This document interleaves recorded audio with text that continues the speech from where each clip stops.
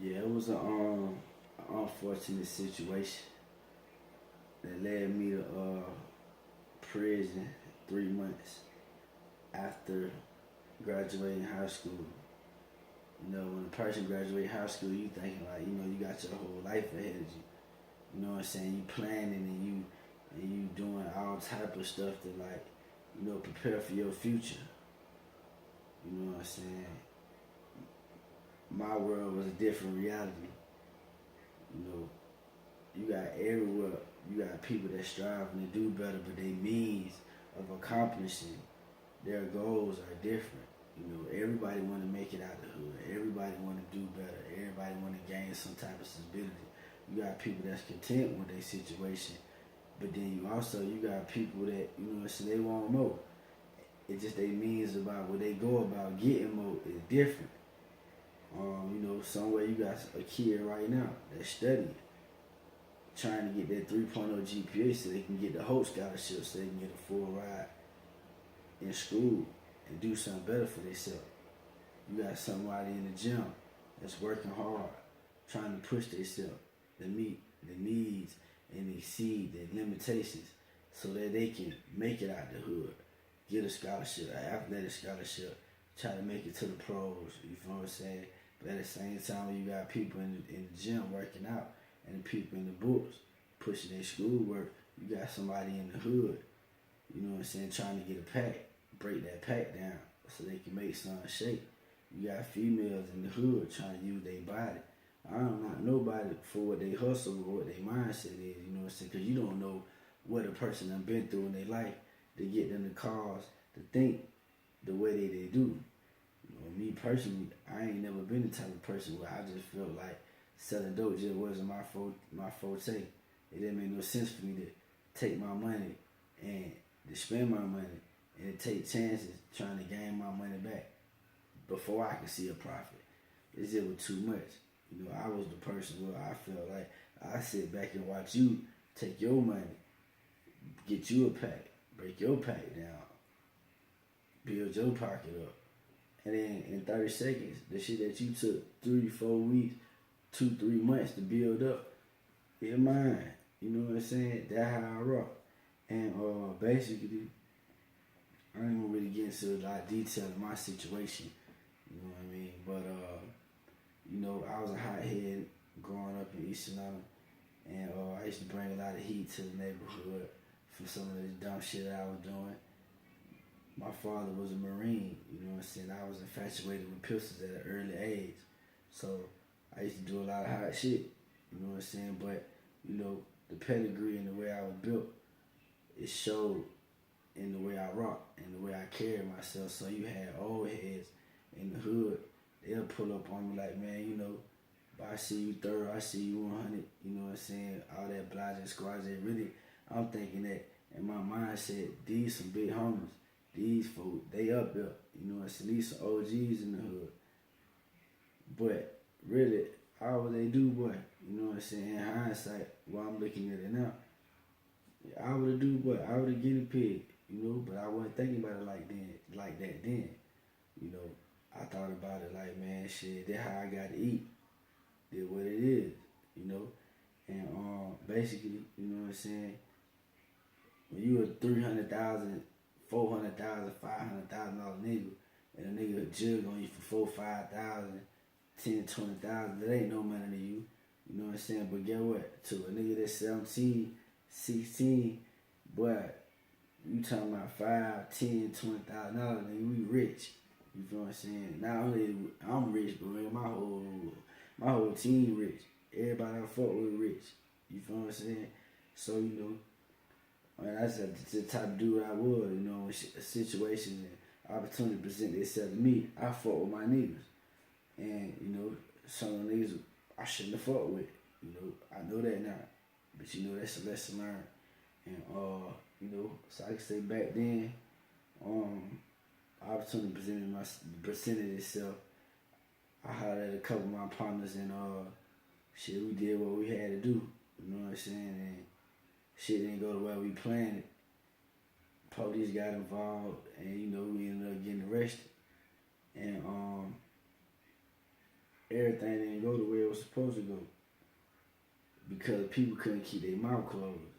You know what I'm saying? 99% of the cases that they be getting convicted, it be because shit that we do, you know what I'm saying, that you don't know. Number one, the folks tell you, you got the right to remain silent. Anything you say or do will be used against you. In other words, shut the fuck up. Don't say shit. You feel what I'm saying? A lot of y'all niggas in chain gang right now sitting in chain gang because y'all talk too much. You feel what I'm saying? And that's what, and I ain't even gonna say that. A lot of niggas in chain gang because somebody else talk too much. You feel what I'm saying? A lot of niggas talk themselves because you got niggas that tell on themselves. But you got a lot of these niggas telling on other niggas too.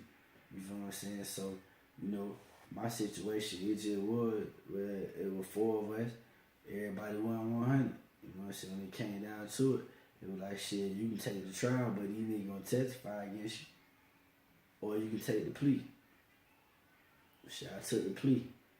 My plea was 20 years, served 12. Armed robbery, aggravated assault, false imprisonment, kidnapping. You feel what I'm saying? Those were some of the charges I had, my original charges.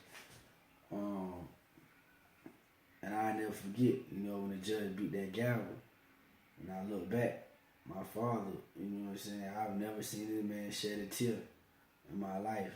And when that judge beat that gavel and sentenced me to them 12 years, and I look back at my father and I seen my father shed them tears in his eyes, I think that crushed me more than anything at that moment, you know. But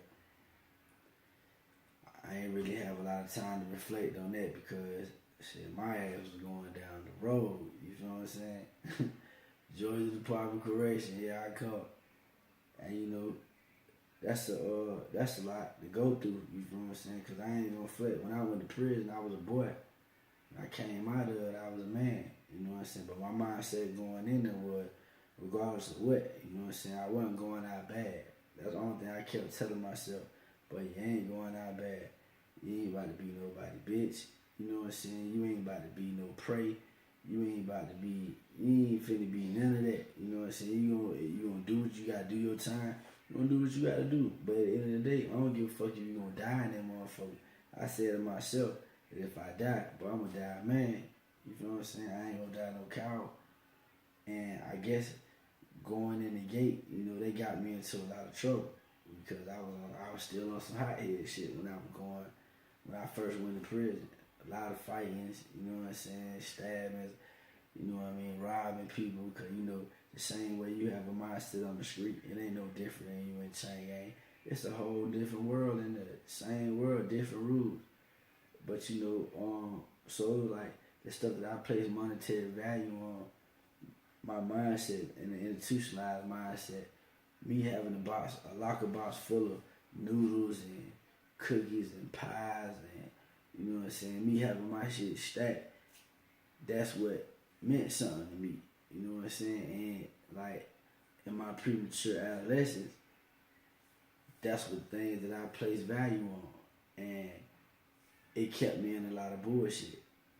And I never forget, you know what I'm saying, running into some old heads. Shout out my I ain't gonna say really old heads, but they were older than me. But yeah, man, shout out that boy Lack, you know what I'm saying, Antonio Lack, Alexis Stokely, you feel what I'm saying, them two niggas who really just like took me up under their wing and showed me what was going on. You know what I mean? First time I seen a nigga in China get his dicks up, you feel what I'm saying, get some pussy. You know what I mean? Walk around with $400-500 in cash. And it changed my whole mindset. Because, you know, me, I'm not the dumbest nigga in the world, you know what I'm saying? But I know that, but these folk rocking like that, well, shit, I'm trying to do my time like that. Lay back up in the cell, you feel what I'm saying? Watching DVDs and watching movies and bitch goddamn bring you Zaxby's and all type of shit like that. Man, I'm trying to see what that living like. So I changed my whole perspective. I got out that hot shit and started trying to elevate my mind. And Lack introduced me to a book, you know what I'm saying, 48 Laws of Power by Robert Greene. And I read that book. And when I read it, it kind of like transformed me. And I never forget, I spent so much time in the hole I think like my first 4 years incarcerated, I know I did almost 3 of them in the whole fighting, you know what I'm saying, all type of different charges.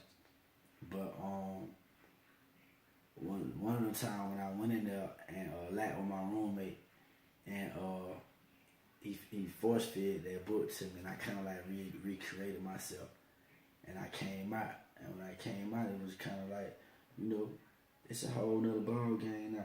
You know what I'm saying? It's like, you know, I gotta make it. You know what I'm saying? And I'm trying to have something, and you know, the prison system is just so fucked up. You know what I'm saying? Because you got people out there, and you got people in there with families.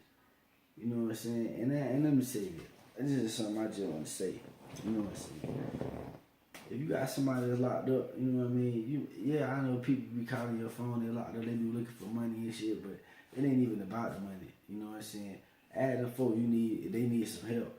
You need somebody to call the parole board for them. You feel what I'm saying? You need somebody to send some letters to the parole board. You need somebody to call their counselor. You know what I mean? Because it's the support for their family. You got people in prison. These folks that working for these folks, these counselors and stuff, these folks ain't on their job. You got folks in there that's rotting. You know what I'm saying? Getting lost in the system because they ain't got no type of support on the outside. So please, man, I urge y'all, man, if y'all got somebody that's locked up, you know what I mean, reach out to them folks, touch them folks, man. If y'all can't help them folks financially, man, there's other ways you can help these folks. Scribe, show these folks, you know what I'm saying, that you support them, that you trying to help them. You know what I mean? That go a long way. I know a lot of times I've been in a situation where I could have did some real fucked up shit and caught some more time, but I thought about the people that I was gonna let down on the outside. You know what I mean? Even though my mama ain't never sent me no money, you know what I'm saying? I'll never forget the time where she did send me the money. The first time she sent me some money, she sent me $10, and I told her I sent the money back to her. I was like, Mom, that's all you can afford to send me. Man, I'm straight. You know what I'm saying? You need it more than I do. I'll be alright. And that really what kind of like changed my whole perspective. My morals and my values, you know what I mean? A lot of stuff, the way I rock, it's contributed to, you know, the things that I went to while I was in prison. I don't wish prison on nobody, but I definitely don't regret it. You know what I'm saying? Because if it wasn't for what I went through, then I wouldn't be who I am today.